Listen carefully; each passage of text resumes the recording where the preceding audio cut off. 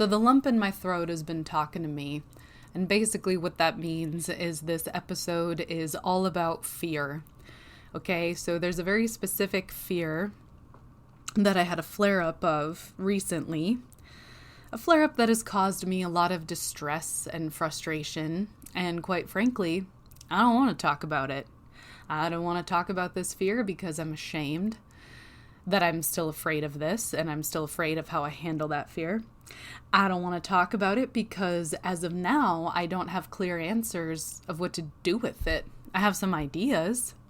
I don't know if any of them are going to work, but for whatever reason, I keep feeling this fear right in my throat, and I have this nudging that I need to talk about it. So, you know that episode of Home Alone, the first one, the Macaulay Culkin version, because let's be real, that's the only version that's worth watching, where he's afraid of the thing in the basement, and I don't even know what that is. I think it's like an old school furnace maybe, or something like that.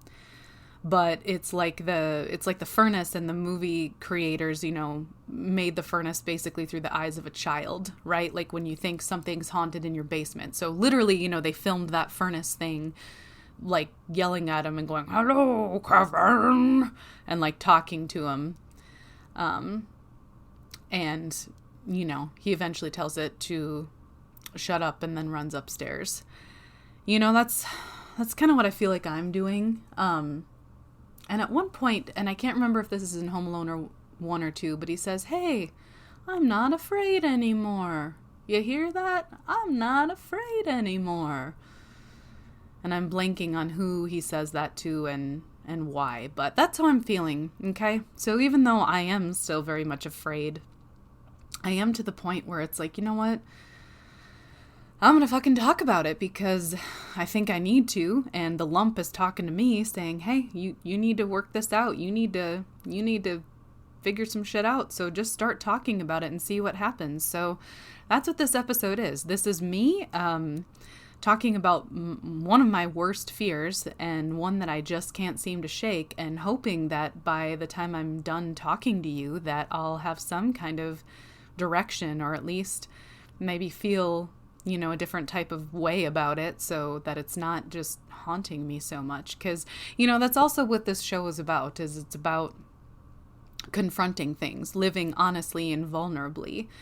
I'm so grateful for those who I've interviewed, and I am so excited for the interview that you get to hear in the next episode, because she's one of my favorite people. But I tend to only interview people who are living openly and vulnerably and honestly, and that at the heart of this show, even though my topics kind of differ, right? Like, we'll cover domestic abuse one week, and then the next week it'll be about how to successfully run your organization and improve communication. I mean, it's kind of all over the place, but it's similar in that it's all centered on vulnerability and growth and honesty. And on that note of honesty, I can successfully say that I am avoiding the subject right now by going down this rabbit hole about what the show is about. So, you know what? Whatever. Let's just dive in. I'm going to be Kevin. I'm not afraid anymore. And just tell you what this fear is. So it's actually kind of perfect that this episode is following the one where I literally just recorded a comedy episode with my husband, right? Like we, a little more lighthearted. We've got our banter going, all that kind of stuff. It's pretty natural, and it's very genuine. And then just, a few days later, tensions boil over and we have a fight, a pretty intense one. And now when I say intense, I just mean like, semi-raised voices, and just anger. And so nothing, just anger, right? And semi-raised voices. And often it's, over misinterpretation of things, so I've talked about like love quite a bit on here, and there's a part of me that's like, well, I do love my husband very much, and part of me is like, yeah, but if people find out that we argue, then they won't think our love is legit. And I have this voice inside telling me, no, it absolutely is legit, and arguing is part of that. And that kind of leads me to my worst fear, which is fear of abandonment. I have some abandonment issues and fear that if I have some kind of love, it's going to be taken away from me.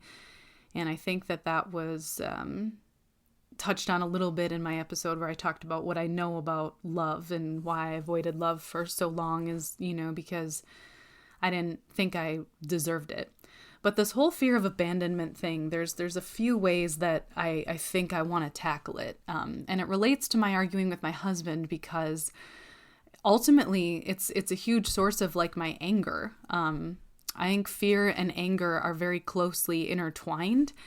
And pretty much every time we argue, I'm always afraid he's going to leave me, that he's going to go, okay, you know what, this is too much conflict or this is too hard, I'm out. Or that he's going to think, well, you know what, we have tension in our relationship, so that's it. Or, oh, we're not really improving on this aspect of arguing as fast as I thought we would, so yeah, I'm out.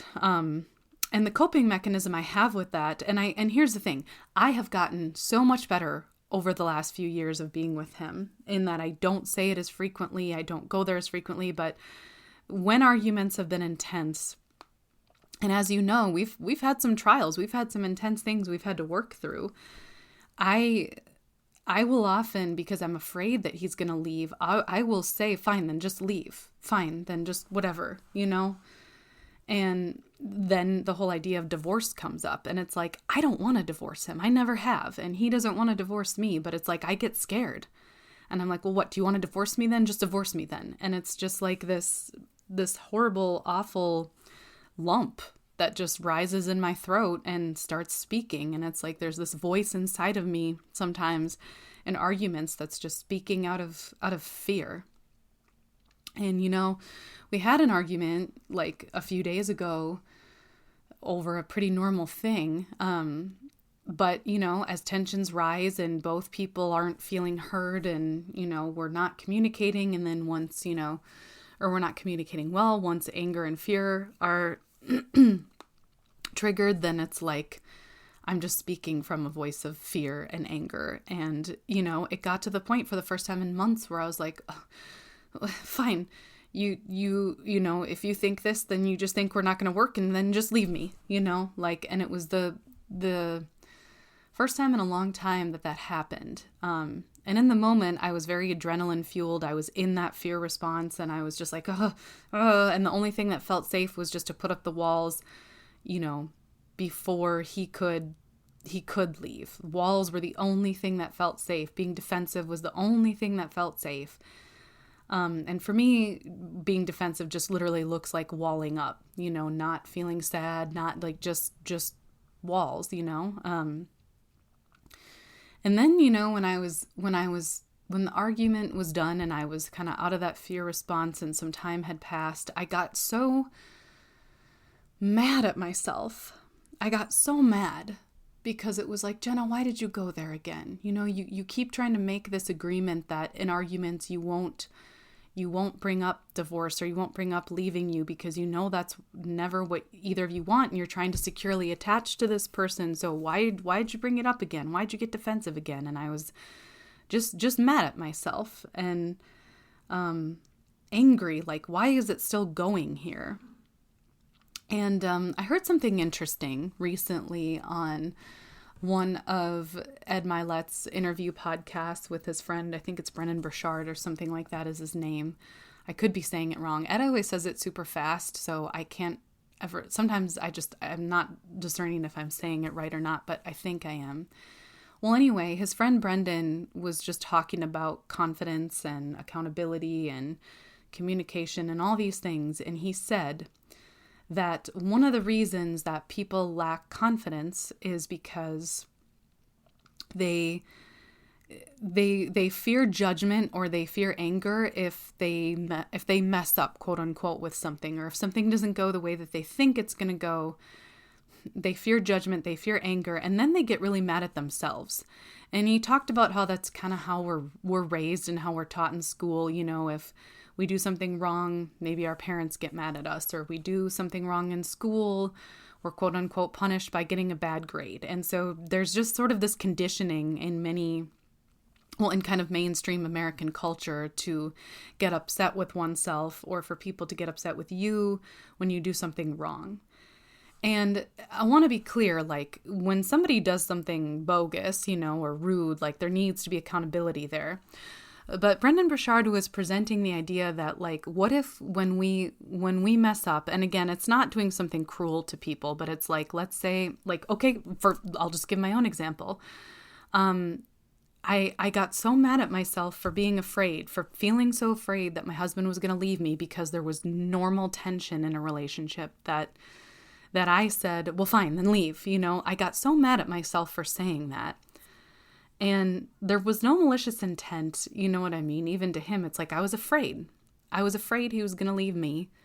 And so I said it first so that it wouldn't sting, if he said it to me.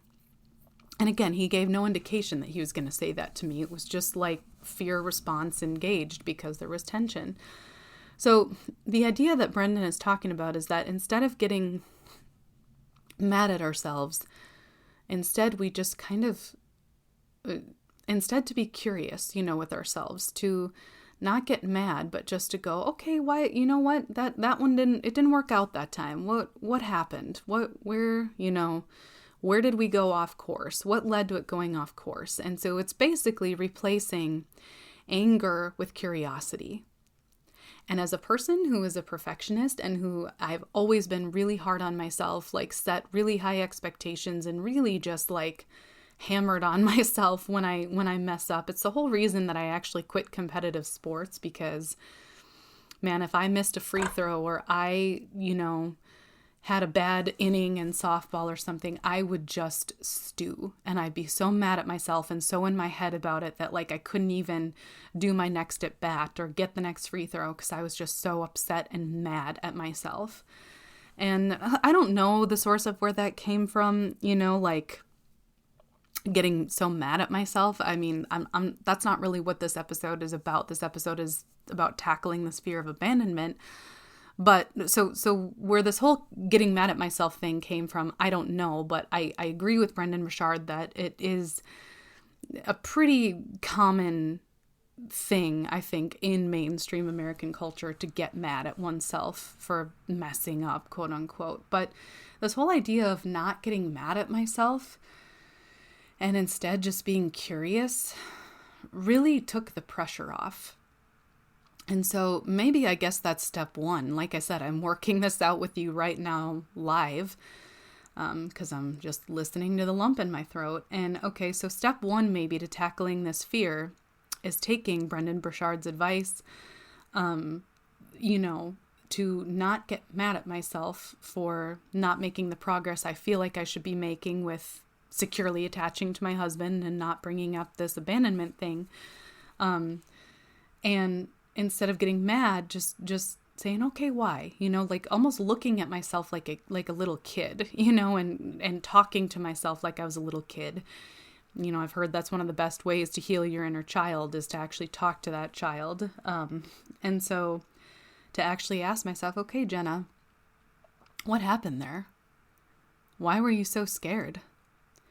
And I'll be honest, that is what I did. So step one is just asking myself, like just stepping back from being mad and instead being curious. Okay, we went off course there. What happened?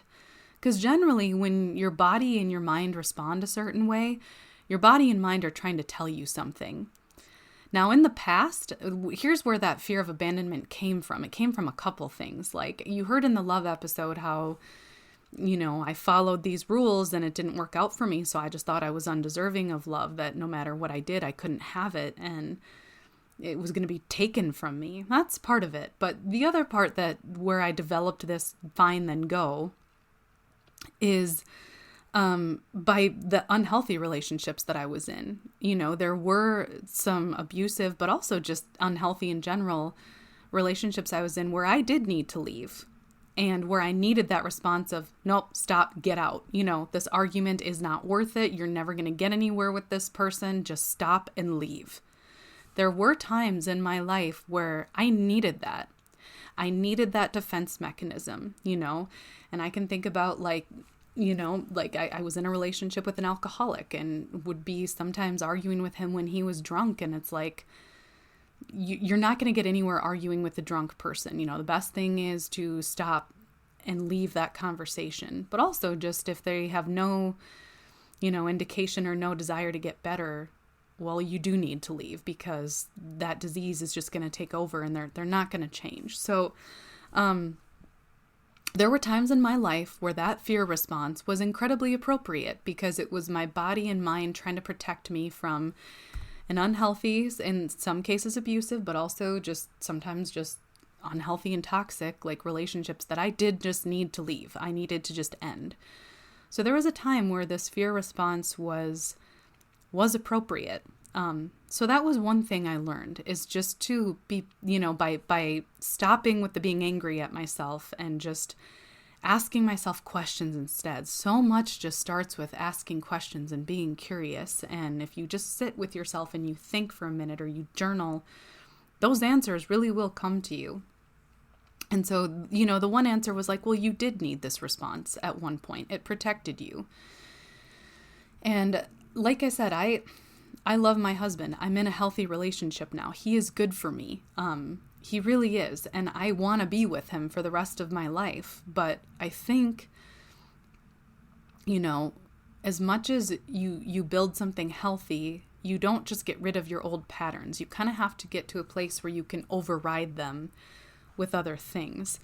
That's something I've learned about neuroscience too, is generally you don't take away a learned pattern, you kind of have to override it with something else. And so it's kind of like I have to take this unhealthy pattern of, when I'm in an argument, like, protect yourself, so he doesn't leave you, leave him first so he doesn't leave you. It's like I have to override that, with, this is a safe situation, be open to learning, or whatever it is. But I have to override it. But then the other thing is, it's like, well, what really am I so afraid of? Because I know that I'm not in an unhealthy relationship. I know that I'm in a healthy one. I know that I love my husband. I know that he doesn't want to leave me and I don't want to leave him. So it's like, when I'm in those moments where there's tension, and I should maybe explain further, like, it's often in the past, it was during arguments, right? Unhealthy arguments that fear was there, because it's like, no, this is an unhealthy argument. So now when I'm in arguments with my husband, sometimes my body can't distinguish between, healthy conflict and old patterns of arguing with people who I wasn't going to get anywhere with. So there's that whole, just like, sometimes the body has trouble distinguishing between tense situations. And so just kind of honoring that it takes some while to, excuse me, unlearn and override that. But I guess moving on to my second point of, like, what am I so afraid of? It's like, well, yeah, I am afraid to lose my husband because I love him. And I'm afraid to lose a secure relationship, because all of us want to be securely attached, right? That's why it's the whole field of development, right? Like, we all want to have relationships where we feel safe, where we feel like we can fully be ourselves. We're confident that the relationship is going to last. And I'm not just talking about like a romantic partnership. I'm talking about our friendships. I'm talking about our family. We all, I think, are wired to have secure attachment. So that's a normal, healthy thing. So yeah, like, I genuinely am afraid to lose that, but it goes a little bit deeper. And once, and this was a couple years ago, in an argument, my husband said something to me, and at the time I wasn't really ready to understand it, but it's funny, it kind of sunk in a couple years later. And again, with this fear response, I've been saying it for a couple of years because it's really deeply ingrained in me. And we had been arguing, and I just said, well, fine, just leave, because I'm afraid that you're going to leave. So just, whatever. And he goes, you know what, Jenna, I don't think you're actually afraid of losing me. And the kind of comical part is he's like, I mean, I'm not that great. It's not me. Some of that, comedian self-deprecating humor. But he was being serious in that he said, I think you're afraid to lose yourself. I think that's what you're most afraid of. And at the time, I thought, I don't think so. I'm actually afraid to lose you. And to an extent, that's true. But in this fear rabbit hole that I've jumped down after having this, fear response again, after months of like, in my head, I'm like being good after months of not going to that fear response of, okay, fine, leave then, after months of not doing that, I did it again. And, it meant there must still be something there. And so for whatever reason, that statement that my husband made a couple years ago returned to me. And I thought, afraid to lose myself. There's something to that.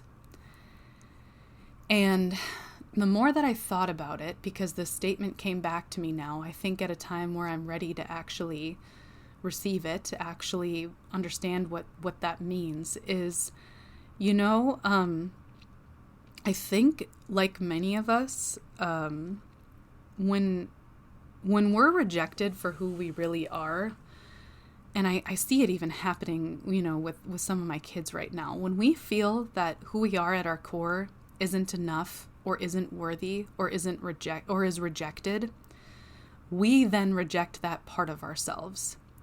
And throughout my life, from childhood into especially college years, I often felt rejected. I felt rejected because of, I couldn't be creative around people. I felt rejected for always kind of being somebody who would speak out about something. Especially in college, like I mentioned, I spoke out a lot about women's rights and this insane idea that women should be considered equals and leaders. I know I'm really radical for that. And I was rejected for it. And then, when you're rejected by your peers and even sometimes by romantic partners and your family, you then go, okay, this doesn't fit with my circle, so I guess I just don't fit. And then that's where that negative self-talk about not feeling worthy, not feeling enough, starts to circulate, and you don't believe that who you are is enough. You don't believe that you deserve love. And then that's when you start to settle or even seek out unhealthy relationships because that's what you think you deserve, or because it hurts too much to try to be yourself again in hopes that it'll be accepted, and then you're rejected again. I think so many of us, when it comes to the dating world or friendships or just life, we end up settling because we had one or multiple experiences in life that where our true selves were rejected. And then we start to reject that part of us too. And that's where we end up kind of miserable, because I don't believe that you can be truly content in this world unless you are living true to who you are. And I just don't think you can be. And so what happened to me in situations where I was with a bad partner, or I broke up with somebody, unhealthy, or I felt rejected by life, I think I left myself. I told myself, yeah, you're not worthy of love. This is all that you're worthy of. Just keep pursuing these situations that aren't good for you. Keep ignoring this part of yourself. Just look at these parts, or just do this instead.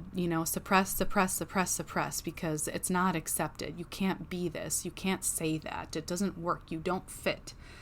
And I spent a good portion of my life hating myself. Just fucking hating myself. And it's a combination of, like I said, feeling rejected for who I really was, and also I think some of that shame culture that I was raised with, just of looking at certain things as shameful rather than what they really were. And so I really did spend a good portion of my life hating myself, and I put myself in dangerous situations multiple times, because it's going to sound really sad, but there were times where I really didn't care if something bad happened to me. And that's really sad to talk about, but that's really where this fear is coming from, is I think I'm afraid that if I lose my husband, or I lose something special to me again, because often I did the most destructive things after I lost something special to me, whether that was a relationship or a job or just something that mattered. Being rejected by that thing would make me feel like I was not deserving of my dreams, or I wasn't deserving of the things that I loved, and I would leave myself. I would leave the belief that I was worthy of my dreams. I would leave the belief that I was worthy of love. And I would go and I would get in unhealthy relationships. I would do self-destructive things. I would tell myself my ideas were stupid, whether they were writing ideas, teaching ideas, whatever it might be, anything innovative, right? Because if the innovative part of me was rejected, or even it wasn't rejection, but I was laid off due to circumstances outside my control, I would still tell myself, you weren't enough, because if you were, this wouldn't have happened. And so I think my husband was right a couple years ago. And I think now I see it. When I get intense situations where I have the fear of losing something, what I think I'm the most afraid of is, if I lose this, will I lose myself? Will I go back to believing that I don't deserve love again? Will I go back to believing that I don't deserve my dreams again? Will I go back to that? And here's the beauty of the whole thing. This is the beauty of the whole thing. I don't ever have to go back to that again, because I am at the point in my life where I know that it is always my choice who I love and who I don't, and that I ultimately control how vulnerable I am. And if I choose to be vulnerable with somebody who, it doesn't work out with, or, a situation where it doesn't work out, it's like I haven't really lost anything, because I approached that genuinely and with my whole self. And even if a situation doesn't work out the way that I planned, I know that I did everything I could while I still had it. And I'll even use my recent job as an example. Like, that did not work out. And maybe an old version of me would think, okay, I wasn't good enough for them to get their act together and, run the school in a way that was safe for me and everybody involved. It's like I would have in the past thought that like there was something wrong with me, but I've gone through enough of life now to be able to look at that job and go, you know what? No, this is a systemic thing outside of me.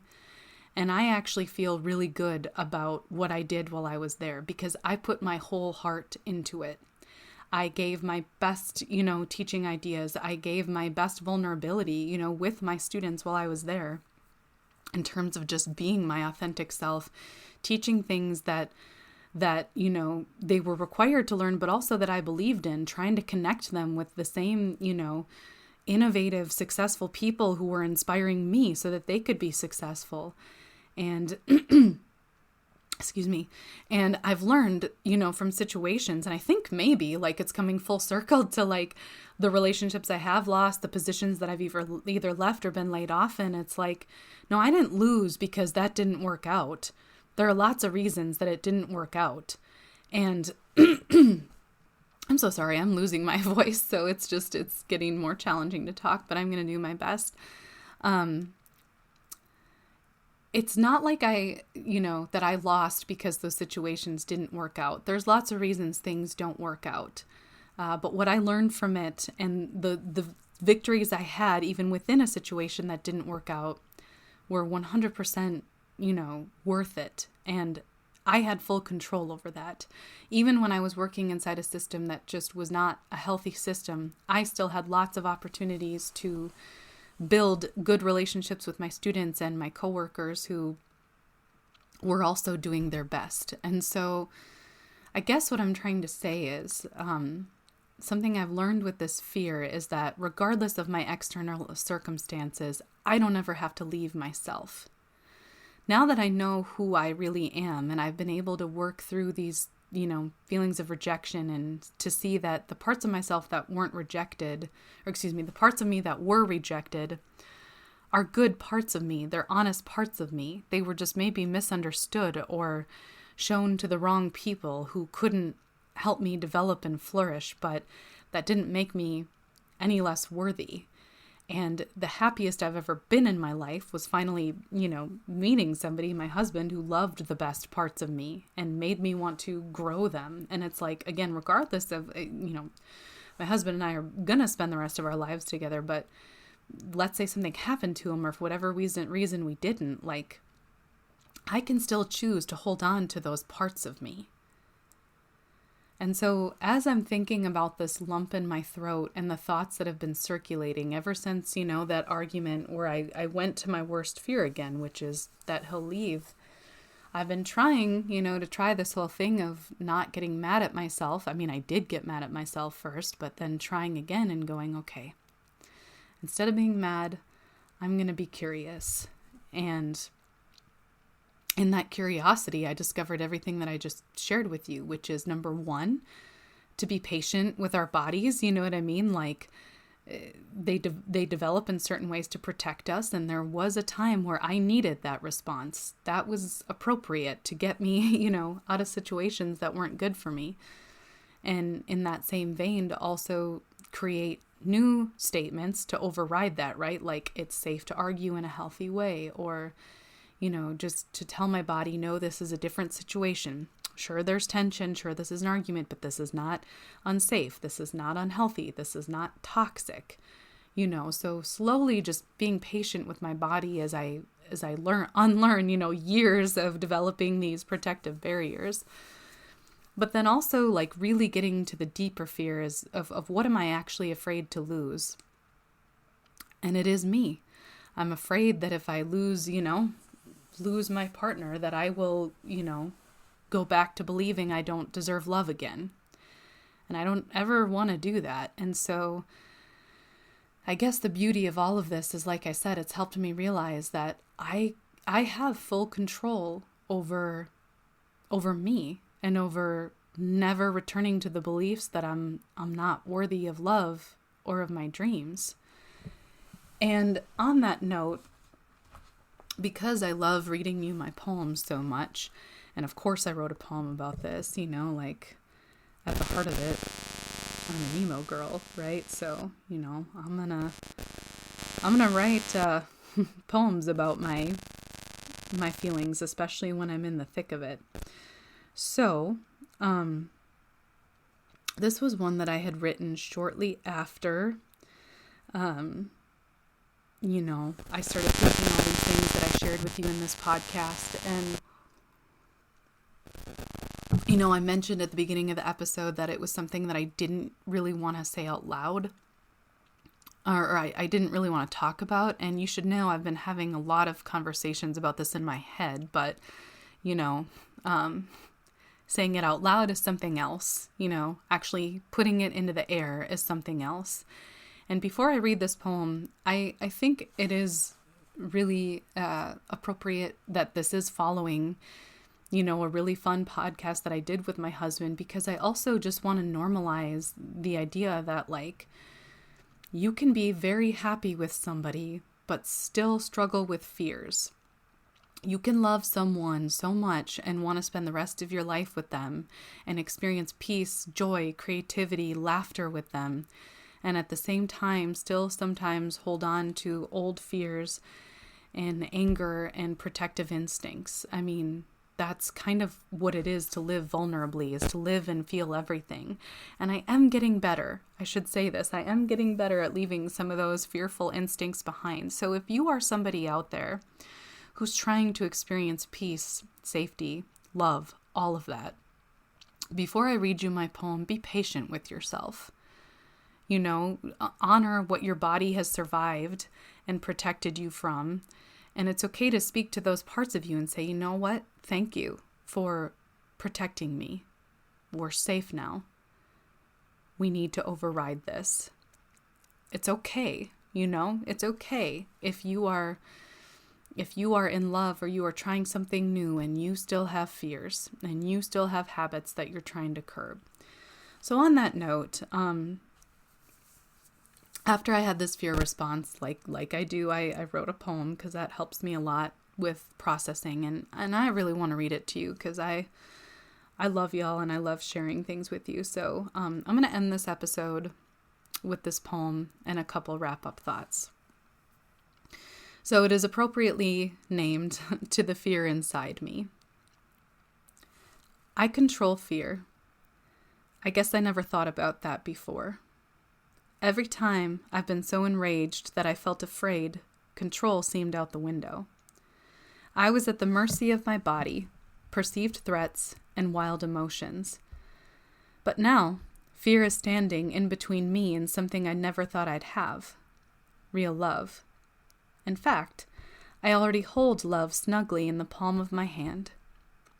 And I want to keep it. So I have to figure out how to exercise this control. Mostly when I say things that I wish never came to mind. Hurtful, fearful, protective stones, ready to intimidate and launch because I'm terrified of being left alone. That's what I'm really afraid of. Abandonment. All the imperfect things about me and our relationship that would drive him to give up and leave, with no warning. One day, it would just be enough. Speaking out of fear has saved me in the past, but cold speech won't save me this time. It will merely numb me to the sharp corners I clumsily craft and try to hide behind, the same ones I'll regret constructing in the soft moments. So now I'm speaking directly to the moment where I want to puff up my chest and protect. That shaky moment where I feel I've lost control and desperately try to regain it again by flexing my most callous muscles, perfectly formed from too many years of molding the lies that were skillfully slipped my way disguised as tools, too many diverse narratives with the same theme. I don't belong. I made them my own. Even now I hear that voice, those horrible words. What if? What if you're wrong? What if he leaves for all the reasons you fear? Mostly, that you're not enough as you are, in all you are.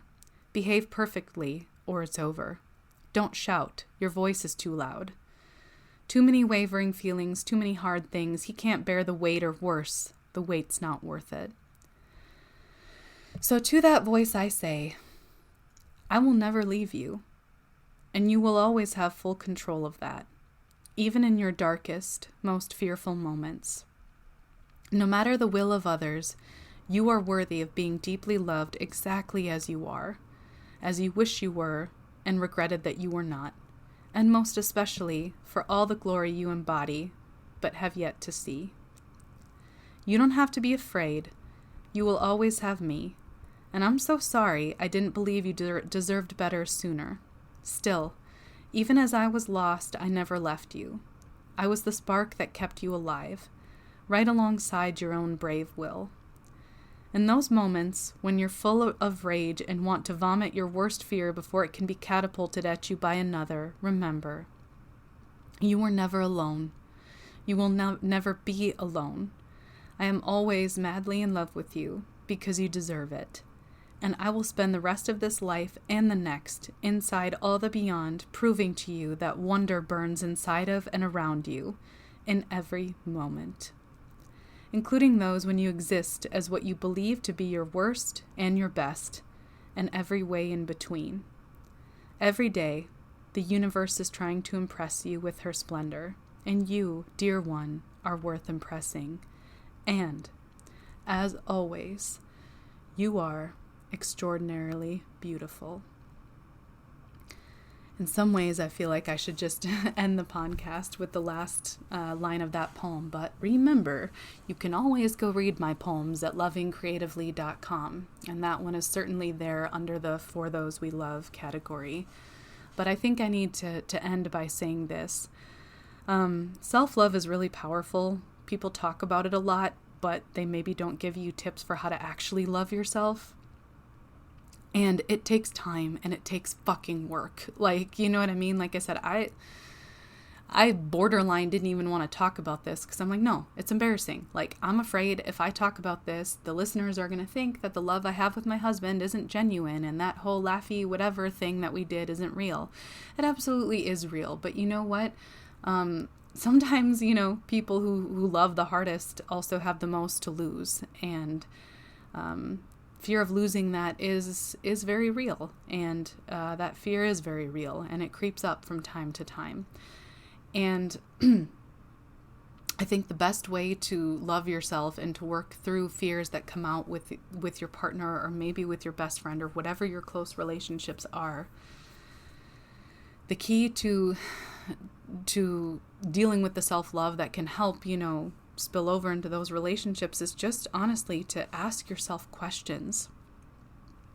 And give yourself the gift of waiting a minute to hear the answer, of listening beyond the voices of negativity, of distraction, of whatever, and just listen for the answer. Think about that answer. Believe yourself, because there's so many beautiful things going on inside your mind. There really are. I mean, human beings are rather remarkable, just what our minds are capable of. And your mind is rather remarkable. And so if you're trying to conquer a fear, especially a fear that might be in the way of intimacy, just spend some time with yourself. Don't fear that fear. Don't be ashamed of that fear. Okay. Like, of course you're going to be afraid when you have something to lose, and, getting to a place where you recognize that you have a lot more control than you think you do, and getting to a place where you believe in yourself so deeply that you can hold on to that, regardless of your external circumstances. I mean, that's a beautiful thing, and it is a thing that you have control over. So that poem I wrote, called To the Fear Inside Me, that was sort of like my love letter to myself, of just that promise of, I'm never going to leave you. Even if you lose something, you won't lose me. I won't let you slip back into that place where you think that you deserve less than, love and joy. And that is something we have complete control over. And so I can't help but have this sense that the more that I believe in myself and have that confidence to know that I will hold on to myself and hold on to that worthiness, I think the more that I hold on to that, the more that this fear will slowly start to slip away. I just can't help but feel that might be the truth.